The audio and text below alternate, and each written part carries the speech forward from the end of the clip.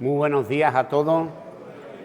Saludo pues a todos los que estamos aquí presentes y también pues por los que nos están viendo en casa. Saludamos también pues a personas que apreciamos mucho, que no pueden estar entre nosotros, pero son de testimonio y que yo personalmente le quiero dar un saludo pues desde aquí. Ahora hemos estado cantando la alabanza y siempre resalta, adoremos a Cristo, dámosle gracias a Cristo, Él es nuestro Señor, Él es nuestro Salvador. Y con ese pensamiento también, pues quiero aprovechar y abrir la reunión porque yo estoy agradecido por la obra que Cristo ha hecho pues en mi vida, ¿no? Porque yo estaba muerto en delitos y pecados porque he estado viviendo muchos años pues en pecado, dándole la espalda a Dios, y Él me rescató de esa muerte y me dio una vida nueva, ¿no? Una vida pues en Cristo Jesús, y por eso estoy agradecido y por eso las personas que se han reconciliado con Dios y Dios es su Salvador y su Señor en la vida, porque Él es soberano, están agradecidos. Ese es el agradecimiento que brota de nuestro corazón, que tiene que brotar naturalmente todos los días. Muchas veces, bendecimos la mesa, no muchas veces, todos los días, antes de comer, bendecimos la mesa, le damos gracias a Dios por esos alimentos. Pero si ves un poco y analizas, le das gracias a Dios porque Él nos da el sustento todos los días. Nos da el sustento con la comida, pero también esa comida espiritual que necesitamos, que es muy precisa en nuestras vidas. No podemos dejarla a un lado. Son cosas que no se ven, pero es lo que llena nuestra alma, lo que nos da ese poder del Espíritu Santo para poder luego llevar a cabo por lo que queremos llevar, ¿no? Yo tenía aquí un versículo en Romanos 6:23, si quieres ponerlo.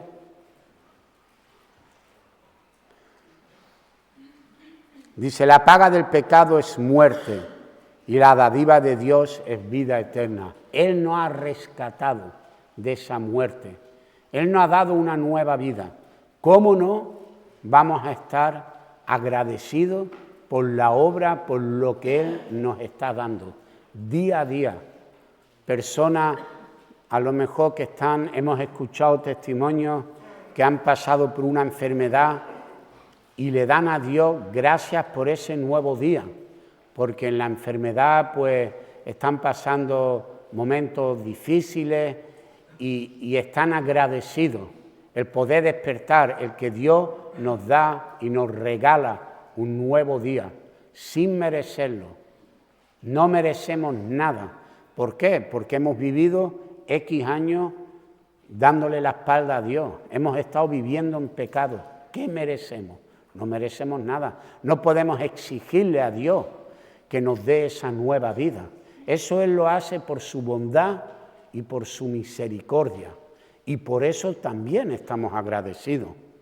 Estamos agradecidos por cómo Él es, sus atributos. En 1 Tesalonicenses 5:18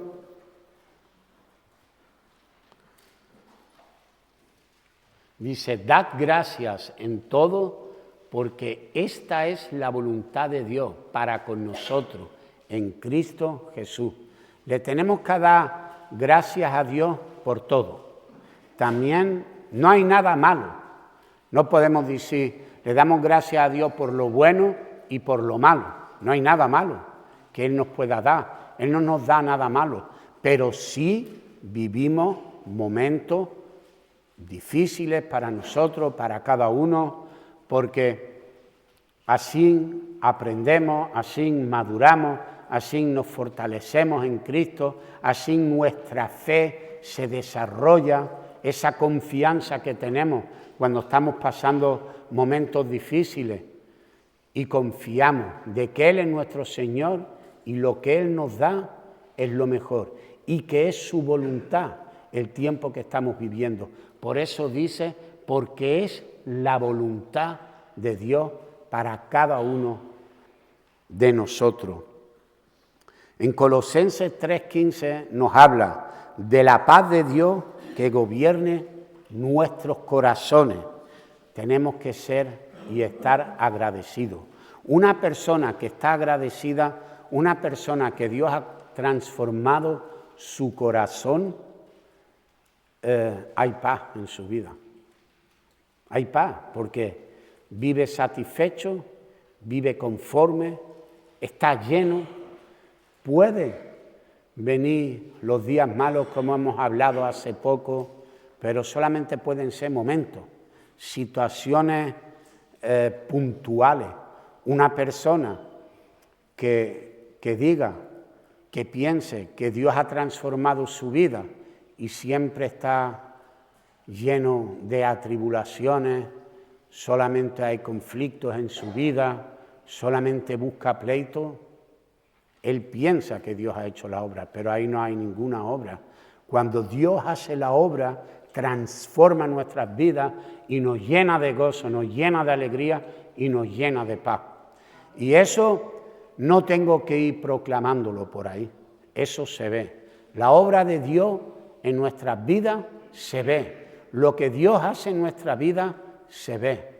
Dios es soberano, Dios lo que hace, lo hace todo perfecto. Pero Dios también requiere de nosotros, pues, que vivamos sometidos a su voluntad, que la palabra sea nuestra guía, que no vivamos de cualquier manera, que no sean nuestros pensamientos, nuestros sentimientos que gobiernen nuestra vida, que sean los pensamientos, que sean los sentimientos de Dios en nuestra vida, que sea Dios.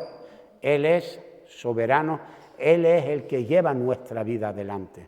Y si es así, la obra se ve. La obra de Cristo se ve en nuestras vidas. Tenemos que tener en 1 de Timoteo 6:7, dice que tiene que haber un sentido de contentamiento y satisfacción con lo que tenemos. Estamos satisfechos. Podemos, a lo mejor estamos realizando un trabajo y nos vemos que nos ahogamos en un vaso, pero estamos tranquilos, hay paz en nuestros corazones, porque confiamos en Dios y sabemos que Él nos va a dar el con qué para poder realizar pues ese trabajo. Hay paz en nuestros corazones porque sabemos que lo que Dios hace es de beneficio para nuestra vida. Él no quiere nada malo para nosotros, pero Él sí requiere que nos levantemos de esta silla y lo reconozcamos a Él como nuestro Señor y Salvador. No podemos vivir de dos maneras, con las cosas del mundo y cuando quiero, llega el domingo, me voy a una reunión y quiero las cosas de Dios. No, las cosas de Dios es una transformación en nuestra vida, es un cambio de actitud en nuestra vida. Nace una nueva persona en nosotros, nace el Espíritu de Dios en nuestra vida, en nuestros corazones. No por una hora ni por dos, por 24 horas al día y todos los días de nuestra vida, por la eternidad. Quiero terminar con el Salmo 100.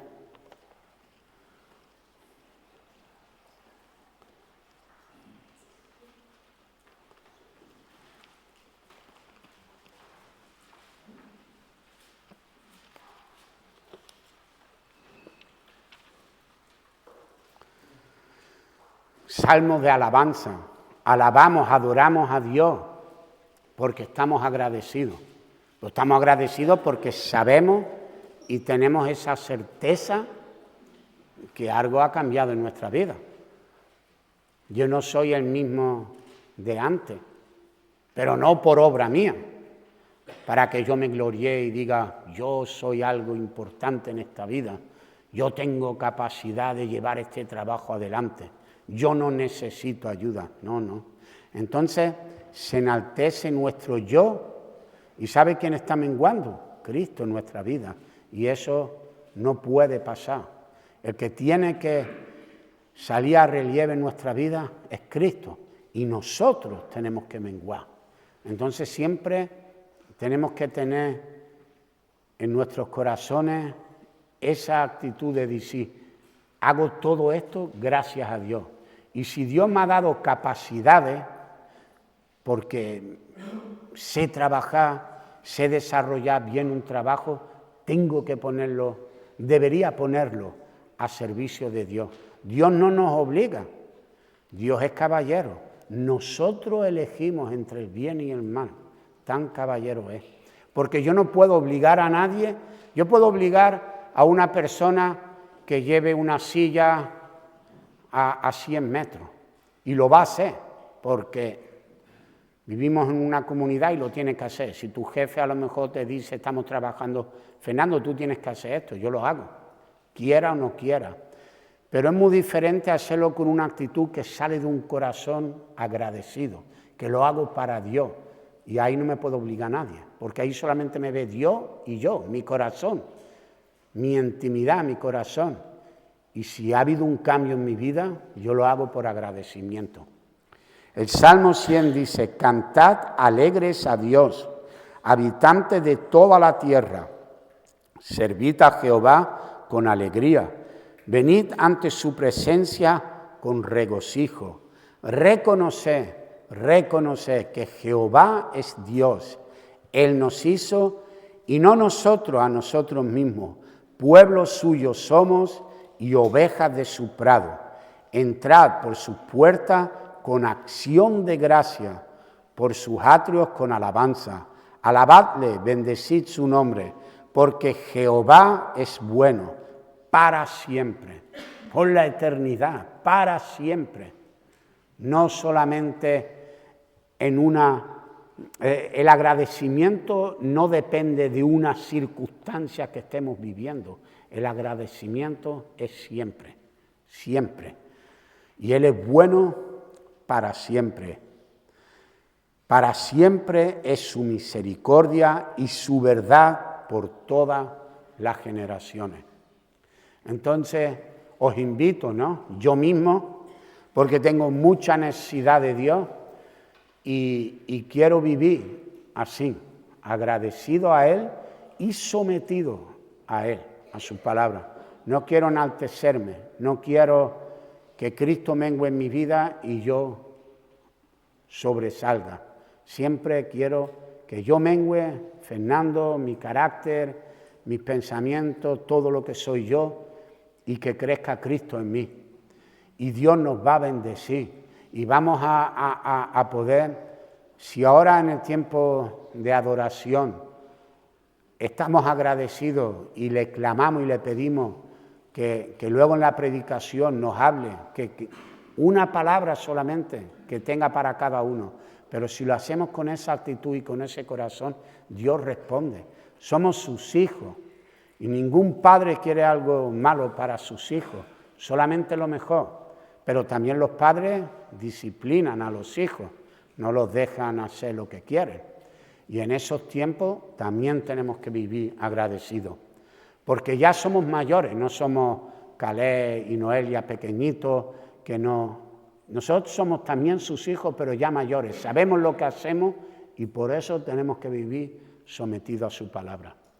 Pues vamos a dar el paso, vamos a darle a Dios gracias, pues por esta reunión que vamos a escuchar su palabra y que tenga una palabra para cada uno de nosotros, para que podamos salir renovados, para que podamos salir diferentes de esta reunión y sea de beneficio para nuestras vidas. Amén.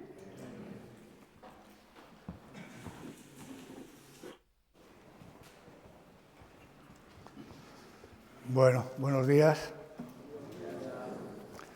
La verdad que estaba ahí escuchando las oraciones y estamos adorando y dándole gracias a Dios. Y es bonito sentir cómo Dios se está moviendo, cómo Dios está. Hay corazones muy agradecidos que adoran a Dios. Y esto es especial. Y es bonito y poder entre los hermanos tener estos ratos de de gozarnos, ¿no? Estamos de alguna forma recibiendo pequeñas cosas del cielo, ¿no?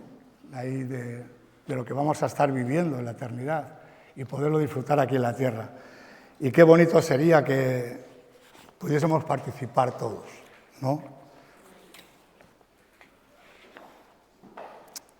Quiero, en esta mañana, le he puesto un título a lo que voy a predicar, le he puesto tribulación, reino y paciencia. Quizás ahora sí no tiene así mucho sentido, espero que Dios me ayude a explicarlo. Esto tiene que ver con un versículo que está en Apocalipsis, capítulo 1, versículo 9. Creo que una vez en otro estudio algo nombré, hice referencia a este versículo y me gustaría desarrollarlo un poquito y que podamos, pues de alguna manera yo espero que sea de bendición para todos, ¿no? Siempre sabemos que estamos aquí en diferentes momentos de nuestra vida como cristianos, quizás algunos igual ni tan siquiera han dado ese paso, otros lo están pensando, no sé cómo está tu vida, pero creo que en esta mañana podemos igual todos recibir un poquito y quizás animarnos, ¿no? En Apocalipsis 1:9, el apóstol Juan dice así, dice: yo, Juan, vuestro hermano y copartícipe vuestro en la tribulación, en el reino y en la paciencia de Jesucristo, estaba en la isla llamada Patmos, cuando por causa de la palabra de Dios y el testimonio, por causa de la palabra de Dios y el testimonio de Jesucristo.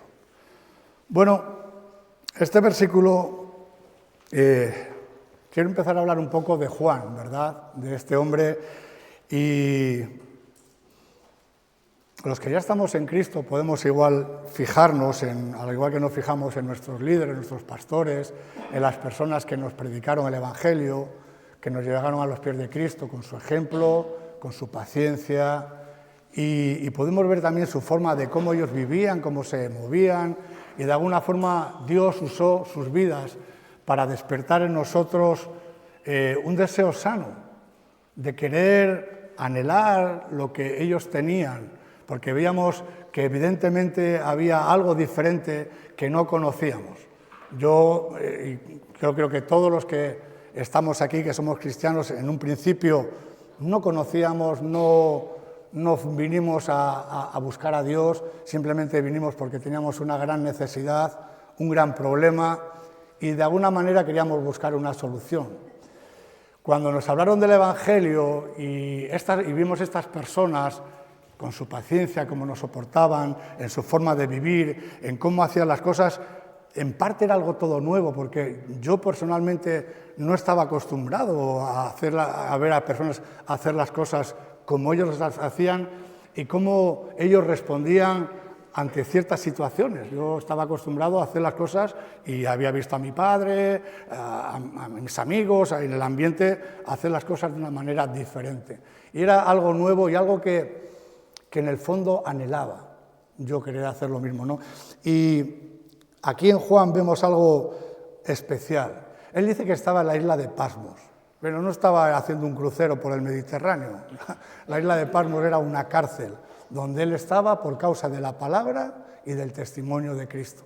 Él estaba en la iglesia de Éfeso, era ya un anciano, era mayor, porque esto estamos hablando a finales del siglo I, pero él seguía activo, eso a mí me anima, que yo ya soy mayor, ya tengo mis años, a veces me dicen Marcelino, pero ¿tú cuándo te vas a jubilar? Bueno, no tengas prisa, ¿verdad? Y esto me anima porque veo que aquí Juan ya era un anciano y ahí seguía el hombre, en la iglesia de Éfeso, sirviendo, también ahí atendiendo otras cosas, y por causa del Evangelio, por causa de predicar la palabra, por causa de estar ahí, él estaba preso, él estaba en una cárcel.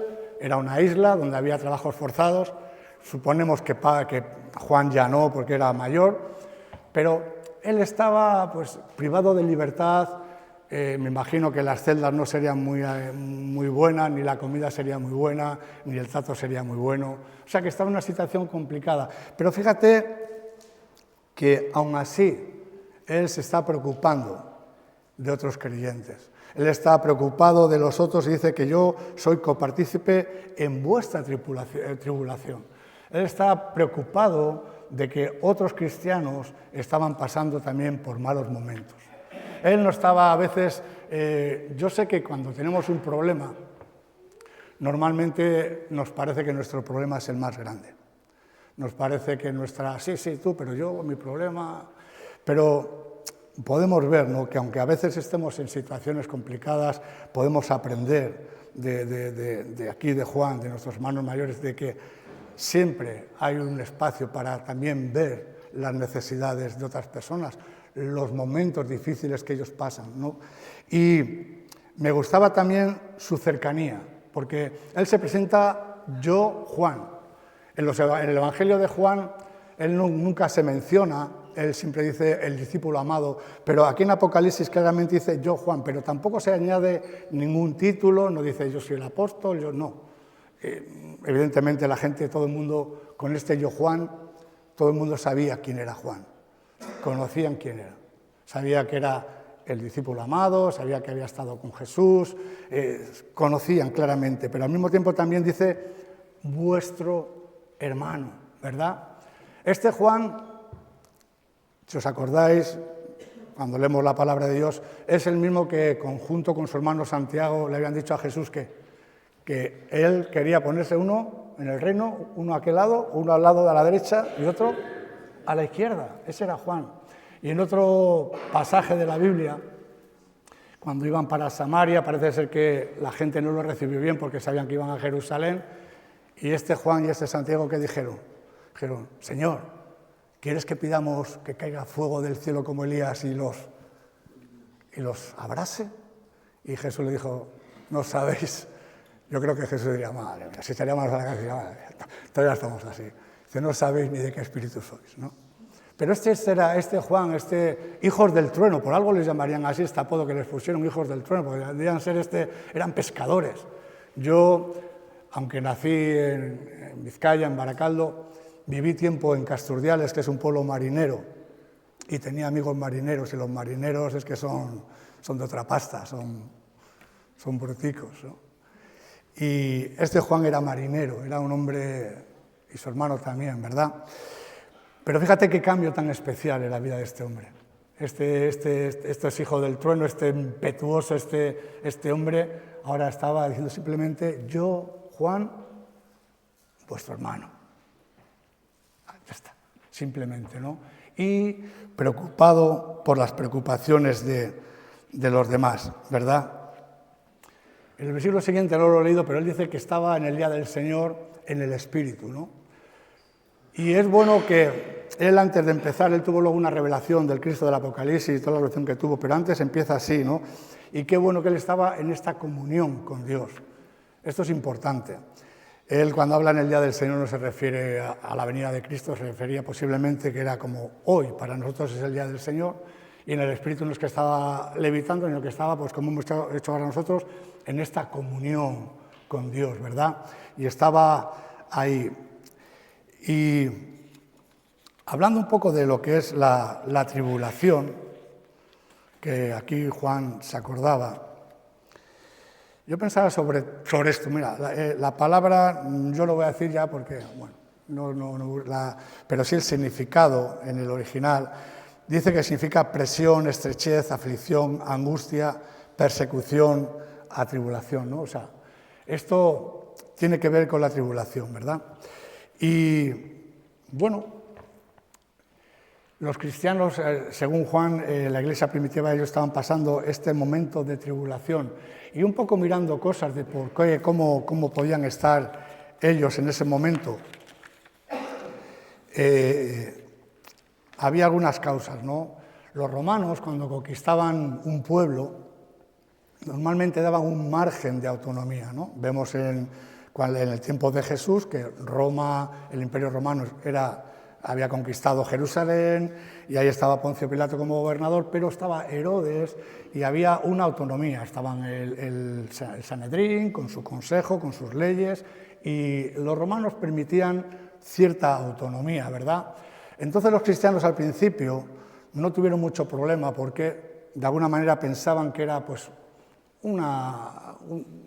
digamos una rama del judaísmo, hasta que los propios judíos se esforzaron en hacer entender que no, que los cristianos, quizá no sé cuál era la causa, la envidia, bueno, sí sabemos, ¿no?, la oposición, pero el caso es que los cristianos empezaron a ser molestos en el imperio, porque ellos no se doblegaban ante el César, ¿no?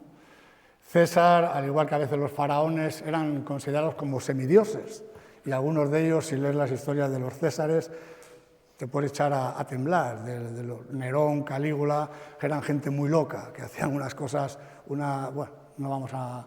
pero barbaridades. Tenían un poco el concepto de ser como un dios, y había que adorarles y servirles. Entonces los cristianos, pues no, para ellos Cristo era el único Señor. Ese es un poco el argumento que también usaron para un poco poner en contra a los cristianos.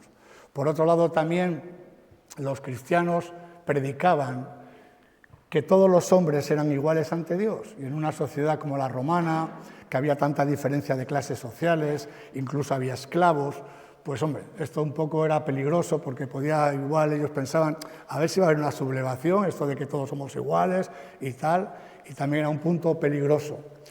En la parte también, hasta la parte económica, había un problema con la idolatría, y hay un caso muy claro en la Biblia, en Éfeso, con los plateros de Éfeso. Habéis leído la historia de que, bueno, ellos veían como su negocio, claro, venía Pablo predicando que fuera la idolatría, que ya no hay que adorar ídolos, que ya no hay que tal, y entonces los plateros decían, hombre, y los templitos de Diana, que con lo que vivimos, ¿qué va a pasar ahora, no? Entonces, de alguna forma eso también tenía su influencia, ¿no? Y aparte también había como una especie, eso también un poco por ignorancia, con respecto a la Santa Cena, eran acusados de canibalismo, porque como decían que comían la carne y bebían la sangre, pues ellos decían, pues estos son caníbales o algo así, ¿no? Entonces, todo eso un poco creó una antipatía en la sociedad hacia los cristianos, una oposición. Y la más importante, pues claro, es que es la del Evangelio. El Evangelio nos confronta. El jueves se nos compartía que por el poder de Dios, ¿qué pasó? Que íbamos del reino de las tinieblas, ¿a dónde? Al de la luz. Y esa es quizás la causa espiritual detrás de todo. Aquí hemos estado viendo causas quizás un poco humanas o civiles, pero el trasfondo espiritual de todo es que los cristianos pertenecían al reino de la luz. Y este mundo, por desgracia, pues sabemos que está reinado por las tinieblas. Entonces ese contraste fuerte era en realidad la causa primordial de esta oposición, de que los cristianos fuesen perseguidos y todo en contra, ¿no? Yo pensaba un poco esto también de cómo de alguna manera a nosotros nos aflige. Entonces os decía el significado de la palabra tribulación, y todos vamos a pasar, quizás no de esta causa de la misma manera. Gracias a Dios nosotros vivimos en una sociedad laica y podemos predicar, pero no todos los países. Hay un ministerio que se llama Puertas Abiertas, y estas personas tienen un ministerio con la Iglesia perseguida. Hoy en día todavía hay muchos países donde por tu fe, simplemente por el hecho de ser cristiano, eres perseguido y hasta puedes pagar con tu vida. Corea del Norte, países de estos islamistas radicales, bueno, varios sitios. Entonces hoy en día sigue habiendo esta persecución. Quizás en nuestra sociedad tenemos otro tipo de persecución, otro tipo de ataques, ¿no? Aunque podemos predicar libremente el Evangelio, pero sabemos que hay algunas cosas en la sociedad con respecto pues, al derecho de la vida, a la familia, a la identidad, que un poco chocan con los fundamentos establecidos por Dios. Y eso está ahí, y eso se va forjando y va creando una posición, pero luego también tenemos a veces en esta sociedad que vivimos un poco el buscar lo que es el bienestar. Eso es otra cosa que yo no digo que vivamos mal o que nos guste vivir mal, pero a veces es un poco que se predica el bienestar, a veces todo rápido con el botón, todo. Y eso también el ocio y tantas cosas que a veces como cristianos debemos de saber no negarnos a todas esas cosas, podemos disfrutar, pero sí saber tener un equilibrio con todas estas cosas, ¿no? Porque a veces también nos roban mucho tiempo, ¿verdad? Yo no tengo Facebook, pero que algunos tienen Facebook, algunos están que si llamo, ok, un like, no sé qué, tantas. Y a veces hace que vemos a los jóvenes, tú pásate por cualquier parque, y están hablándose, está uno aquí y otro aquí, y se están hablando por el móvil, en vez de poder. Esto es curioso, esto es, o vete a un restaurante a cenar y ves a un matrimonio cenando los dos y cada uno con el móvil, y cosas así pasan, y a veces algunas veces hemos caído hasta nosotros, ¿no? Pasa o no pasa. Y nos roba a veces mucho tiempo, nos roba muchas cosas, el diablo sabe muy bien cómo hacer las cosas, somos una sociedad de confort, de bienestar y de muchas cosas, pero a veces también eso es un problemilla que tenemos que saber manejar. Pero hablando un poco de la tribulación, no nos gusta a nadie, ¿no? A nadie nos gusta, por ejemplo, hemos visto vivir en presión, en estrechez, en aflicción, en persecución, pues no le gusta a nadie. Pero a veces tiene su sentido. Aquí hemos visto que Juan decía, yo copartícipe en la tribulación con vosotros, ¿no? Y lo que sí también tenemos que aprender los cristianos es a manejar la tribulación cuando viene. Porque va a venir, evidentemente, en ciertos momentos de nuestra vida, de momento, como hemos visto, por la fe, en principio, de momento no, pero por otras causas, a veces somos afligidos, vivimos bajo presión, sobre todo aquellas personas que tienen pues, una carga en el ministerio fuerte, pues viven bajo presión, mucha presión de las almas, de la economía, de los problemas, de las situaciones, de necesidades diarias y a veces pues, problemas familiares, problemas de salud y tantas cosas que nos generan a veces aflicción, agobios, angustia o situaciones que nos vienen a veces que decimos, bueno, ¿y ahora por qué me viene esto a mi vida? A veces injusticias que no sabemos ni por qué y tenemos que aprender a manejarlas. El propio Cristo, mira, vamos a leer un versículo, Hebreos 4:15.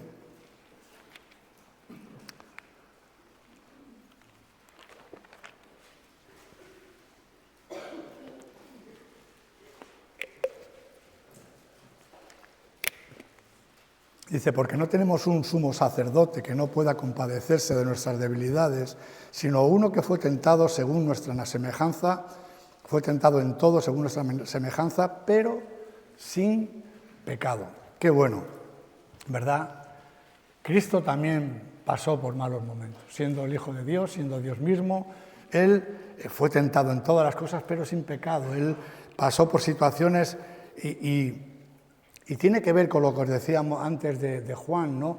Cómo Juan se identifica con las personas afligidas. Aunque él estaba en una situación complicada, él se identificaba en una manera cercana, tratando de llegar, yo Juan, vuestro hermano, y se preocupaba y se identificaba con la situación que estaban viviendo los cristianos del siglo I por causa de la persecución, ¿verdad? Tenemos el máximo ejemplo en Cristo. Cristo vino a morar entre nosotros, se hizo hombre, nunca usó el poder que tenía como divinidad para sí mismo y vivió como tú y como yo. Se negó a sí mismo, tomó aspecto de siervo y fue a la cruz. Y fue tentado en todas las cosas. Vemos al principio de los evangelios cómo fue tentado, pero él fue sin pecado. Él se quiso identificar. Y esto es algo grande, porque tenemos a veces esta imagen de un Dios lejano, ¿verdad? Cuando éramos pequeños pintaban a Dios en la enciclopedia esta Álvarez, fuera un triángulo con un ojo y una barba blanca y parece como un Dios lejano, pero ¿qué va? Tenemos un Dios muy cercano, un Dios que también se preocupó de nuestras aflicciones, que tomó forma humana, que fue cercano, que Él dice que luego quiso pasar por las mismas cosas que pasas tú, que paso yo. Él pasó hambre, pasó frío, dolor. Quiso identificarse contigo y conmigo. Quiso pasar por lo mismo. Y esto es algo grande, que nuestro Dios sea así de cercano, ¿verdad? Vamos a ver un poco 2 o 3 ejemplos de lo que la tribulación puede producir para bien en nuestras vidas, si sabemos manejarla. Puede ser que la tribulación produzca, como dicen Hebreos, raíces de amargura. Pero si sabemos enfocarla bien, si sabemos ponerla a los pies de Cristo, va a haber unos frutos buenos para el Señor y para nosotros. Vamos a ir a 2 de Corintios, capítulo 1, y vamos a leer del 3 al 5. Vamos a leer unos cuantos versículos.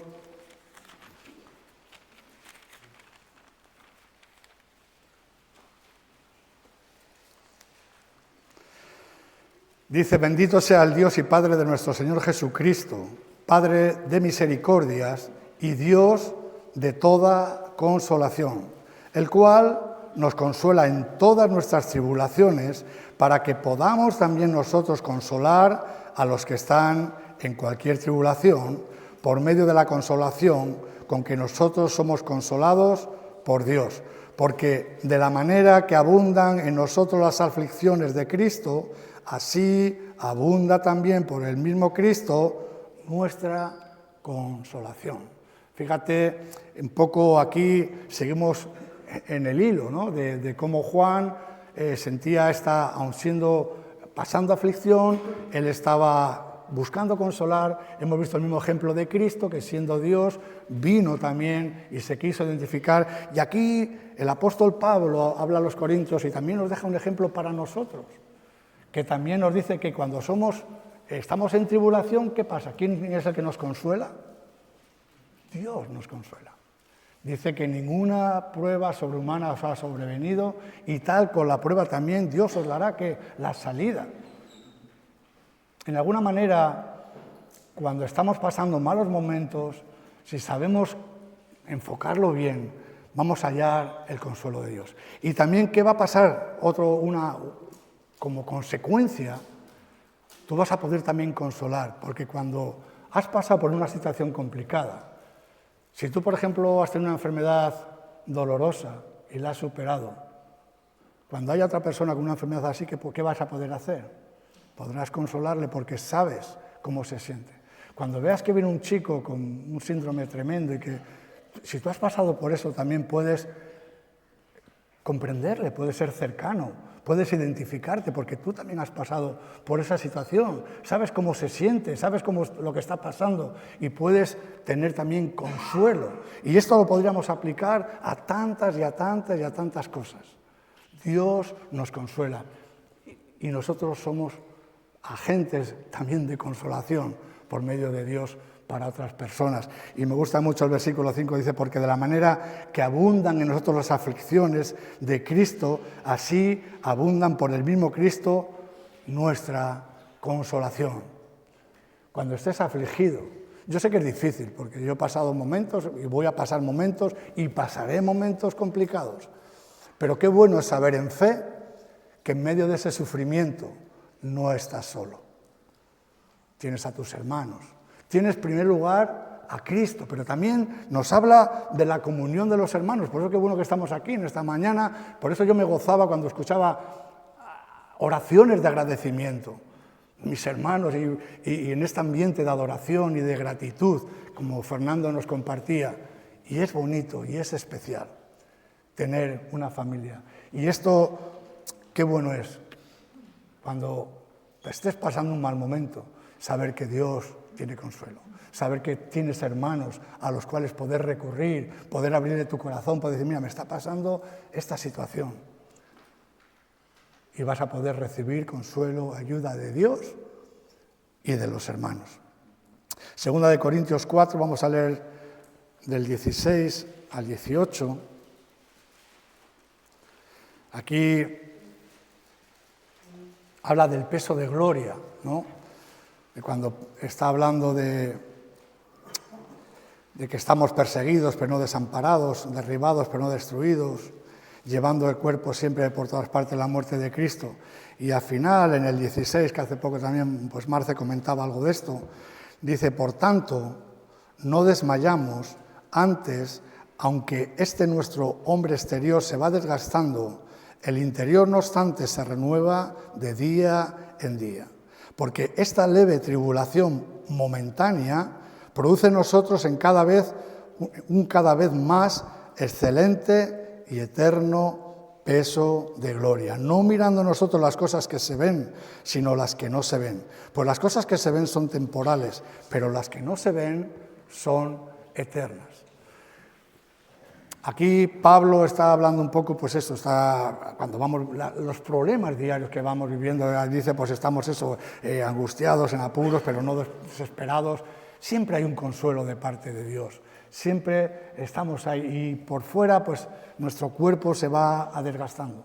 Se va desgastando y es un cuerpo de humillación. A todos si Dios nos da salud y nos lleva a la vejez, yo ya estoy muy cerquita de ella, pues este cuerpo te humilla, te va humillando, porque ya no es cuando eres joven y estás ahí y tal, pero nos va humillando los dolores, las enfermedades, las debilidades, la dependencia y bueno. Y aparte pero aquí está hablando también de las preocupaciones, de las luchas, de lo que enfrentamos cada día, en lo espiritual, en todas las cosas. Pero dice que todas esas aflicciones, comparado con la gloria venidera, no tiene comparación. El peso de gloria es mucho más tremendo. Así que Pablo está diciendo, bueno, vale, pasaremos momentos complicados, pero nos espera la gloria de Dios. Y hay un versículo también en Romanos 8:17, que también un poco habla de esto, que dice, y si hijos, también herederos de Dios y coherederos con Cristo, y si es que padecemos juntamente con Él, para que juntamente con Él seamos glorificados, ¿no? Así que la tribulación, en alguna manera, también nos hace ver esa gloria venidera, ¿no? Y esa gloria venidera tiene un peso en nuestras vidas, tiene una fuerza, tiene algo que nos anima, nos fortalece, nos levanta, nos da con qué decir, pues, bueno, pasaremos por situaciones, pero tenemos esperanza. Esto es algo grande, el mundo hoy en día no tiene esperanza.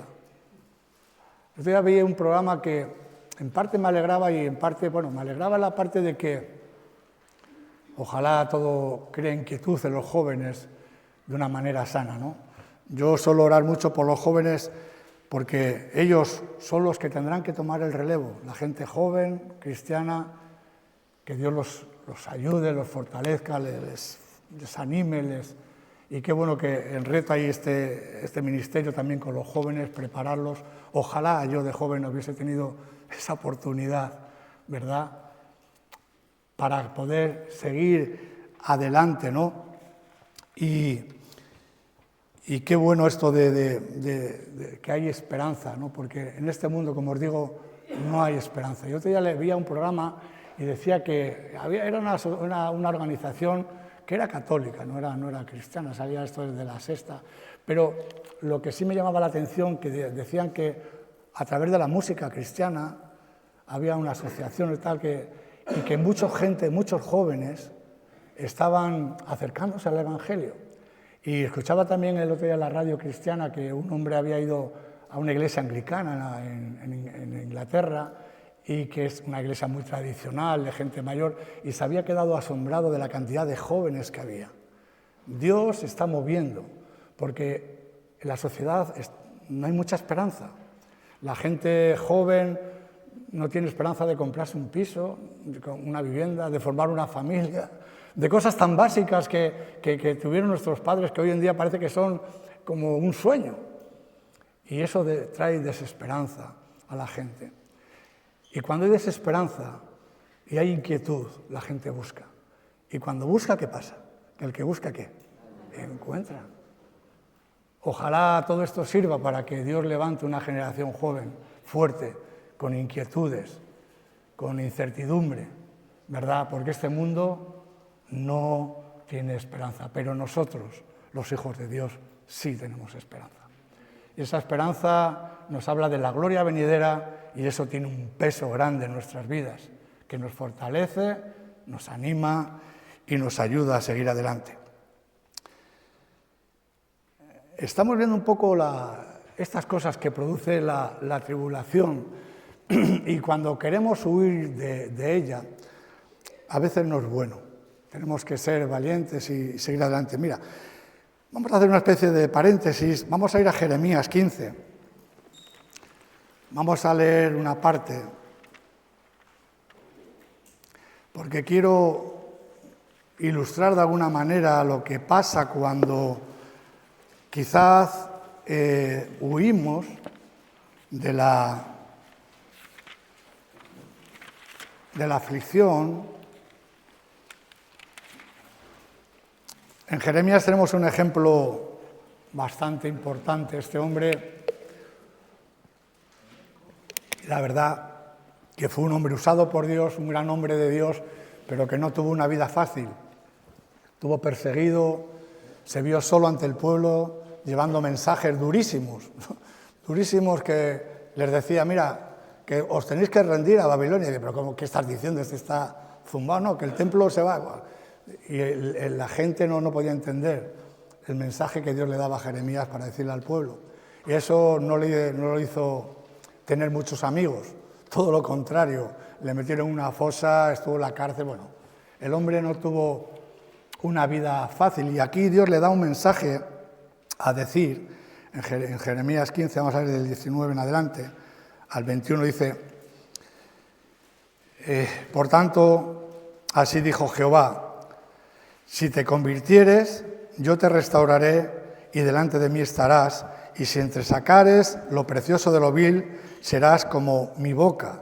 Conviértanse ellos a ti y no te conviertas tú a ellos. Y te pondré en este pueblo por muro fortificado de bronce, y pelearán contra ti, pero no te vencerán. Porque yo estoy contigo para guardarte y para defenderte, dice Jehová. Y te libraré de la mano de los malos y te redimiré de la mano de los fuertes. Dios le había dado un mensaje a decir sobre Jerusalén, que era un mensaje duro, y Jeremías se quedó hecho polvo, decir, pero ¿cómo voy a decir esto? Pero Dios le dice esto, ¿no? Que la gente se convierta a lo que tú dices y no tú a la gente. El otro día hablaba ahí con Marce, hablamos en el rastro, porque había leído una cosa, y pensaba, ¿no? Pensaba en la influencia de la Iglesia cristiana sobre la sociedad, que la tuvo, la ha tenido, incluso de una manera moral, pero ha tenido una influencia que ha guardado, ha preservado en alguna manera unos principios cristianos, aunque eran algo morales, no era tanto de fe. Pero la Iglesia tuvo una influencia en la sociedad.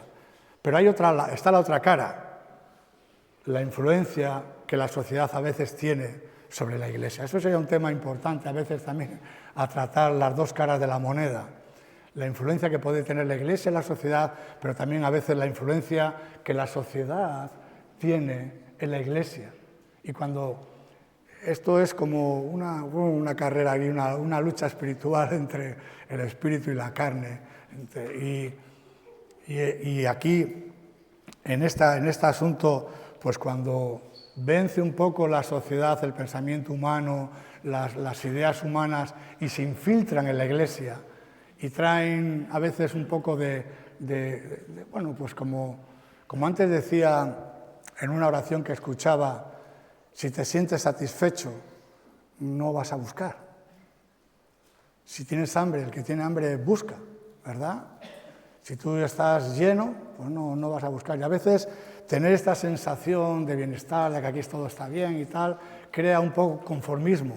Y en ese conformismo a veces lo que hace es que la Iglesia se queda parada. Esto ha pasado a lo largo de la historia de la Iglesia también.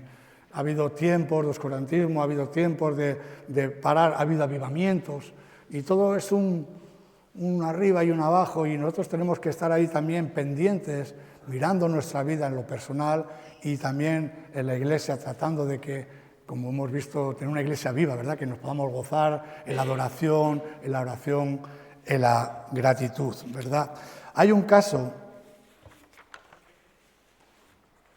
en Ageo, vamos a ir al profeta Ageo, que, bueno, vamos a leer un versículo, vamos a ir un poquito rápido, porque yo no sé el tiempo que...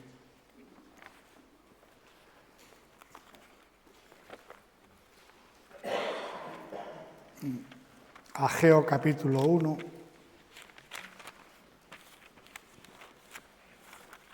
¿Dónde estás? Que no te veo.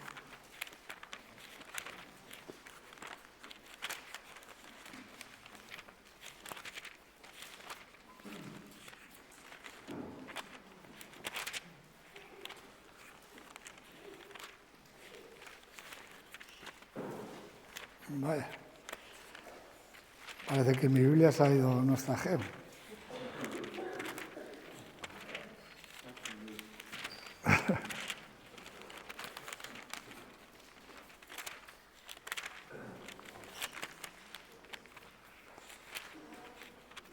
Aquí.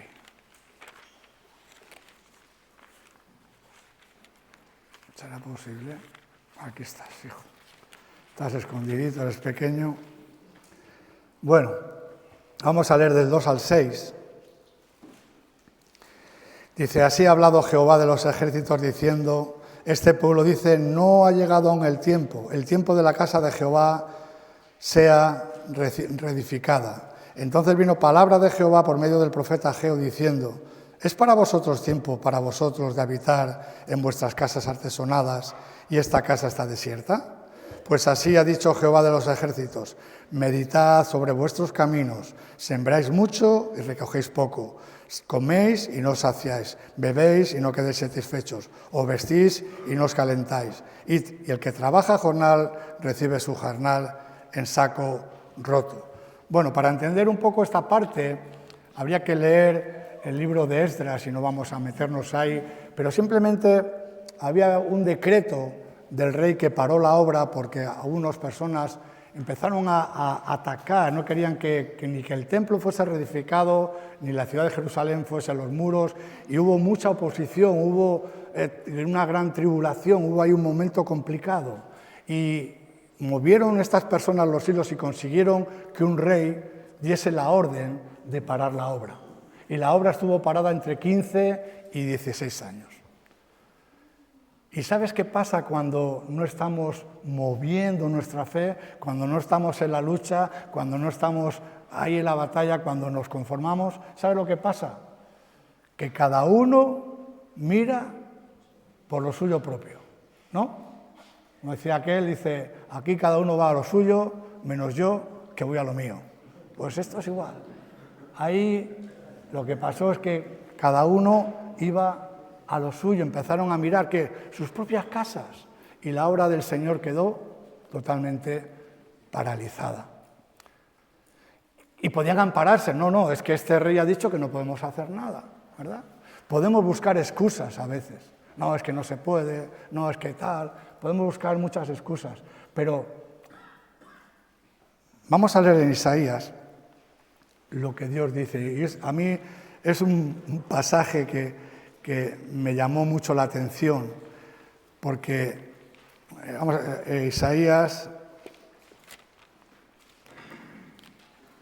44:8 al 45, me llama tanto la atención de que estas palabras fuesen escritas 200 años aproximadamente antes de que esta persona naciese. Isaías 44:8. No, perdón, 28. 44:28.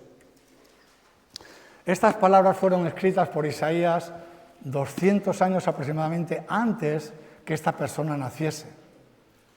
Y se cumplió. se cumplió toda la palabra de Dios. Y aquí había un mandato de parte de Dios.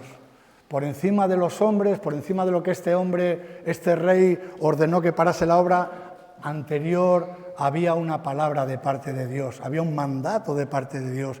Y esta gente pues se dejó un poco por la tribulación, por la persecución, se conformó, hasta que Ageo le vino una palabra y empezó a decir, bueno, ¿qué pasa? Que es tiempo de estar aquí todos parados. Y me gusta, luego no hemos seguido leyendo, pero dice que y despertó el corazón de Zorobabel, y despertó el corazón de Josué, y despertó el corazón del pueblo, ¿verdad? Espabilaron, abrieron los ojos, ¿no? Qué bueno que siempre hay personas que nos sacuden, que nos dicen, ¿no? Porque a veces podemos tener esta actitud de conformismo, no, es que no se puede, ¿qué tal? Pero, ¿qué dice Dios? ¿Qué dice Dios? Y no estamos haciendo apología de la rebelión contra las leyes, ni mucho menos, pero sí como cristianos. Por encima de la justicia del hombre está la justicia de Dios. Por encima de los mandatos del hombre está lo que Dios manda a nuestras vidas. Y dice así, vamos a leer Isaías 44, 28 al 5, 7. Dice, que dice de Ciro es mi pastor y cumplirá todo lo que yo quiero. Al decir a Jerusalén serás edificada y al templo serás fundado. Así dice Jehová, has ungido a Ciro, al cual tomé yo por su mano derecha, para sujetar naciones delante de él y desatar lomos de reyes, para abrir delante de él puertas y las puertas no se cerrarán. Yo iré delante de ti y enderezaré los lugares torcidos, quebrantaré puertas de bronce y cerrojos de hierro haré pedazos, y te daré los tesoros escondidos y los secretos muy guardados, para que sepas que yo soy Jehová, el Dios de Israel, que te pongo por nombre. Por amor a mi siervo Jacob y de Israel mi escogido, te llamé por tu nombre, te puse sobrenombre, aunque no me conociste. Yo soy Jehová y ninguno hay. No hay Dios fuera de mí, yo te ceñiré, aunque tú no me conociste. Así es Dios. Dios usó a una persona que no era judía, que no era creyente, pero Dios lo usó. Esta profecía está hecha, ya repito, 200 años antes de que este hombre naciese. Isaías estaba profetizando sobre este Ciro. Este Ciro luego fue un rey persa, fue un rey que hizo que Zorobabel y el primer remanente volviesen a Jerusalén a reedificar el templo. Después fue Nehemías y después fue Esdras y Nehemías y siguieron con la obra. Pero un poco aquí lo que cogía esta cosa este pasaje, para un poco ilustrar lo que pasa cuando de alguna forma dejamos entrar este conformismo. Dejamos, bueno, es que no se puede, pero tenemos que hacer caso a lo que Dios dice, porque cuando no estamos vivos en el mover de Dios, y no importa el tiempo que lleves, no importa si llevas 1 año en Cristo, 20 años en Cristo, 6 semanas en Cristo. La fe hay que vivirla cada día. Cada día reconocemos nuestra necesidad. Cada día tenemos que ir al que hace la obra en nosotros. Y cuando bajamos la guardia, cuando nos relajamos, cuando pensamos, como escuchamos la oración, que estamos bien, bueno, yo estoy bien así, pues eso es un peligro, porque la consecuencia es que vas a empezar a mirar solamente por ti mismo y por tu necesidad, que contrasta con lo que hemos estado viendo sobre Juan, sobre el ejemplo de Cristo y sobre nosotros, que en medio de la tribulación, que Dios prepara nuestro corazón para ser consolado, pero también para consolar, para ser cercano, para tener empatía, para ver la necesidad de la gente que hay a nuestro lado, ¿sí? Bueno, vamos a hablar sobre el reino, porque os acordáis que el título era la tribulación, el reino y la paciencia de Cristo, pero el apóstol Juan vincula la tribulación y el reino, y hay un pasaje en Hechos 14. Vamos a ir ya 10 minutitos y acabamos. En Hechos 14, el 20 y el 21, dice, y después de anunciar el Evangelio a aquella ciudad y de hacer muchos discípulos, volvieron a Listra, a Iconio y Antioquía, confirmando los ánimos de los discípulos, exhortándoles a que permaneciesen en la fe y diciéndoles: es necesario que a través de muchas tribulaciones entremos en el reino, ¿no? La primera bienaventuranza, ¿qué nos dice? Bienaventurados los pobres de espíritu, porque de ellos, ¿qué es? El reino de los cielos. Y aquí cuando habla de pobres no está hablando de ser pusilánimes, no habla de ser apocados, no. Habla de reconocer nuestra bancarrota espiritual, reconocer que no tenemos con qué poder llevar una vida agradable a Dios. No podemos entrar en el reino, necesitamos su ayuda, necesitamos reconocer, ¿verdad?, en nuestras vidas que necesitamos a Dios. Vamos a ir a Hebreos, capítulo 2, y vamos a leer del 6 al 11. Aquí hay un pasaje también que nos habla de cómo Dios creó al hombre, nos habla de nuestra situación presente y nos habla de lo que somos en Cristo y lo que seremos en Él, reinando con Él. Vamos a leer a partir del 5. Dice: porque no sujetó a los ángeles el mundo venidero, el mundo venidero acerca del cual estamos hablando, pero alguien testificó en cierto lugar diciendo: ¿qué es el hombre para que te acuerdes de él? ¿O el hijo del hombre para que le visites?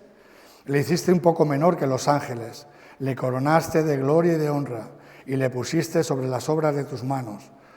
Todo lo sujetaste bajo sus pies, porque cuando le sujetó todas las cosas, nada dejó que no esté sujeto a él. Pero todavía no vemos que todas las cosas sean sujetas. Pero vemos a aquel que fue hecho un poco menor que los ángeles, a Jesús, coronado de gloria y de honra a causa del padecimiento de la muerte, para que por la gracia de Dios gustase la muerte de todos. Porque convenía aquel a cuya causa son todas las cosas y por quien todas las cosas subsisten, que habiendo de llevar a muchos hijos a la gloria, perfeccionase por aflicciones al autor de la salvación de ellos.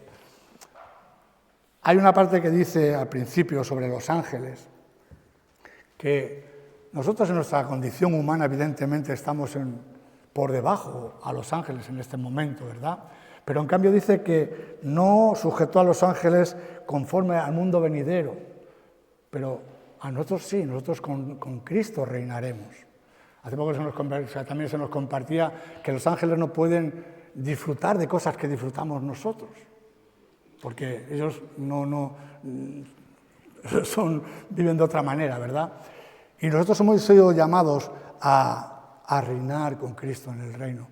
Pero dice que cuando Dios nos creó, dice que lo sujetó todo bajo nuestros pies. Cuando Dios en el huerto del Edén creó a Adán y Eva, dice, bueno, crearon las cosas y les dijo: creced, multiplicaos y señoread sobre la creación. Dios dio señorío al hombre sobre la creación. Ese señorío se perdió por causa del pecado. Y ahora vemos la realidad. Ahora dice, pero tenemos la promesa en Cristo. Dice, y aunque ahora pues no vemos nuestra superioridad y viendo el mundo menos, ¿verdad? Pero está la promesa, cuando luego habla de Cristo, pero aquel por cuya causa son todas las cosas, ¿no? Y por Él subsisten todas. En Él reinaremos. Tenemos esta esperanza de reinar con Cristo, de formar parte del reino. Esta es otra de las partes que nos anima. Y por último, con respecto a lo que es la paciencia de Cristo, aquí también es algo importante para tener nosotros en cuenta, ¿verdad? Vamos a ir a Hebreos un poquito más atrás, en Hebreos 1:13.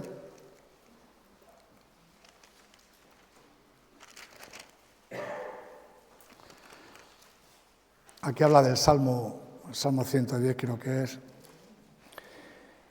Y le dice, pues ¿a quién de los ángeles dijo Dios jamás, siéntate a mi diestra hasta que ponga a tus enemigos por estrado de tus pies? Vamos a ir un poquito también en Hebreos 10. Vamos a leer 12 y 13 y ya lo resumimos un poco.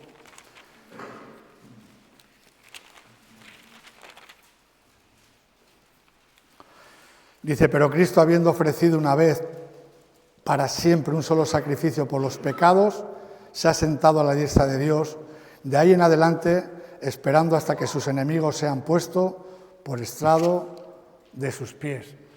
Bueno, esto nos habla de que Dios tiene el control.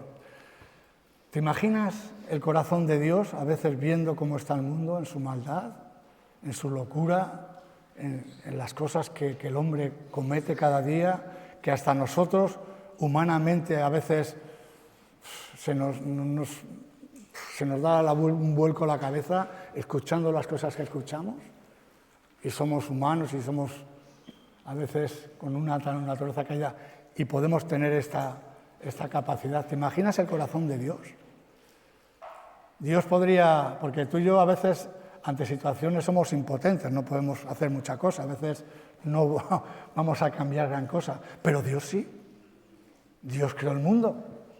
Dios podría decir se acabó, porque Él tiene el poder para hacerlo. Si Él quisiera, podría hacerlo. ¿Quién se lo impide?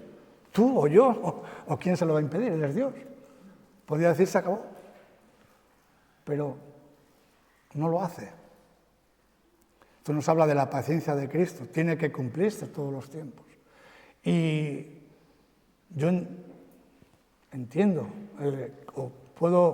creo que el corazón de Dios, viendo cómo está su creación, no debe estar muy contento. Pero Dios es paciente, ¿no? Y eso también Juan decía, copartícipe en la tribulación, en el reino y en la paciencia de Cristo. Tú y yo debemos de aprender también. A veces queremos cambiar a las personas, pero no está en nuestra mano. Podemos identificarnos, tratar de ser cercanos, tratar de consolar, tratar de hablar, pero la obra es de Dios. La obra es, y a veces incluso nosotros somos osados y nos atrevemos a decir, hacer juicios, No debemos. No debemos porque no nos corresponde. Porque tenemos que aprender de aquel que puede cambiar todo en un momento y no lo hace. Y aprender a tener esa paciencia. Me venía a la cabeza también cuando la parábola de la cizaña, de que sembraron cizaña entre el trigo. Y dijeron, ¿arrancamos la cizaña? No, déjala ahí, que ya vendrá el tiempo de la cosecha y ya apartaremos un lado el trigo y otro lado la cizaña. Quiero leer un pasaje, ya vamos a acabar 2 versículos, un pasaje y un versículo y acabo. Segunda de Corintios, capítulo 2, vamos a leer del 14 al 16.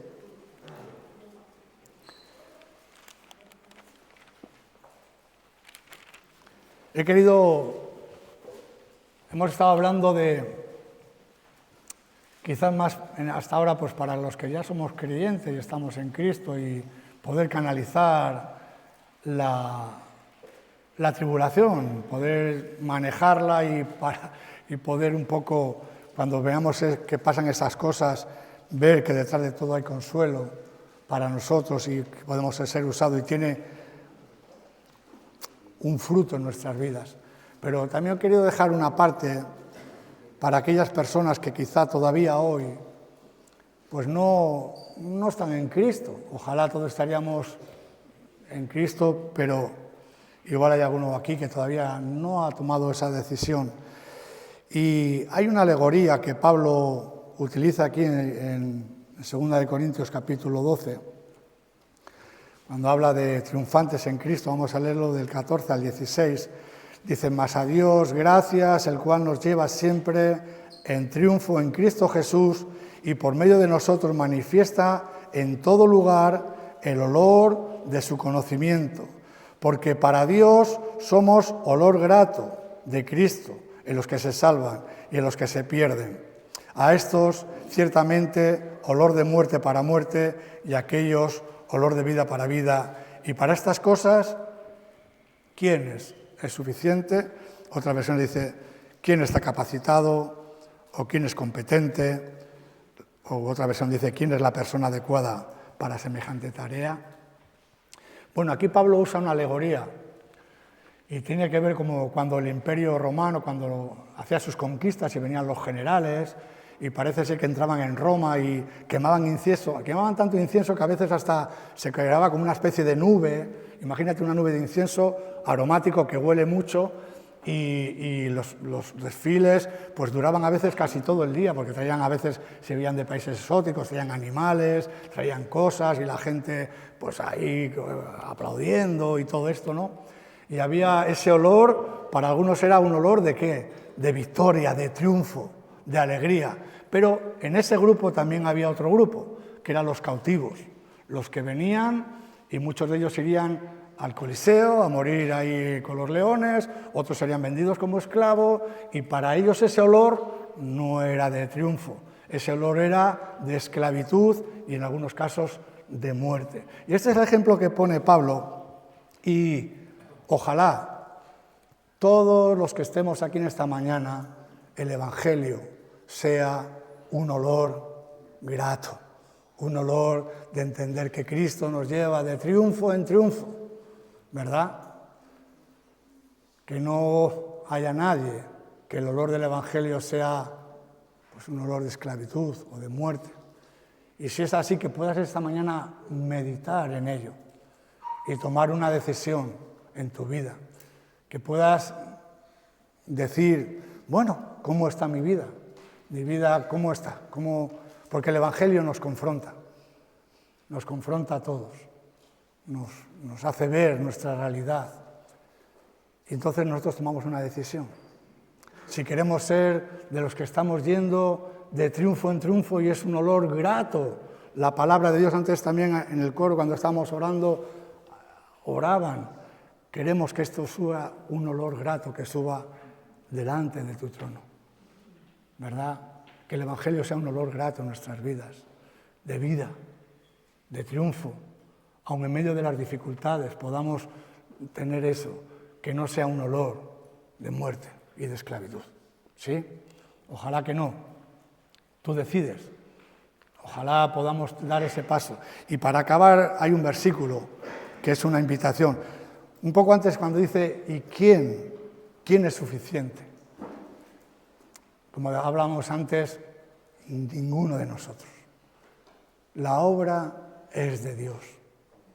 Nosotros ahí no tenemos más que, bueno, vivir la fe, dejar que nuestras vidas sean usadas por Dios, en los momentos buenos, en los momentos complicados, tener un buen enfoque cuando venga la dificultad, saber bien enfocar la situación y que puede ser de crecimiento para nuestras vidas, ser útiles para los demás, pero en realidad esta parte nadie está capacitado, solo Dios puede hacer el milagro en tu vida.